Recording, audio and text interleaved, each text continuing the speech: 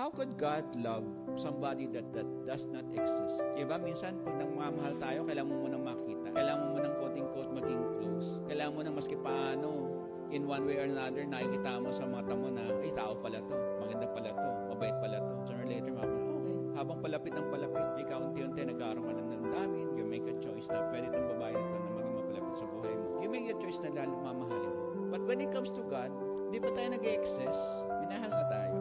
Di ba tayo nabubuo? Minahal na tayo. Because God is not limited by time and space. When God has loved us, it's not because nakita ka in time and space. God has loved us even without time, even without space. Medyo masakit sa ulang isipin yun, no? Kasi tao tayo, no? But the point taken is this, na para bang sa mata natin, paano mamahal ng isang bagay na hindi nag-exist? Kailangan mo na mag-exist para mahalin mo yun. But we did not exist. I did not exist in 1970. Doon ako pinanganak. The time that I existed is when God has formed me before the foundations of the world.